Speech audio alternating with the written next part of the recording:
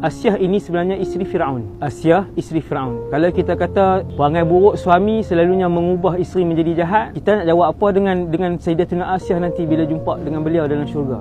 Mana-mana umat Nabi Muhammad, wanita yang Allah uji dapat suami yang tak bagus, bersabar, memang senanglah kataan saya nak sebut. Saya tahu susah untuk berada dalam satu realiti diuji oleh Allah. Ada suami yang sangat bengis, salah sikit pukul. Ada suami yang sangat kedekut sehingga isteri kena cari kerja untuk tampung anak-anak, dan si suami itu tampung juga nafkah tapi sangat tak cukup. Macam-macam ujian. Ada yang diuji dengan penyakit daripada seawal kahwin, 2-3 tahun kahwin, suami terus lumpuh dan sakit. Ini semua realiti yang berlaku, yang contoh saya sebut ni. Maka bersabarlah wahai wanita-wanita umat Nabi Muhammad, kerana di sana ada ramai yang Allah uji lebih teruk, lebih besar ujian mereka daripada kita.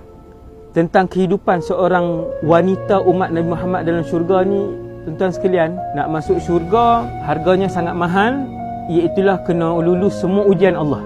Semayang, tutup aurat, puasa, dia jaga maruah dan kehormatan diri dia, dia taat suami dia. Tak gedik-gedik gambar pakai ketat masuk dalam media sosial, tak gedik-gedik sehingga menimbulkan syahwat orang lain.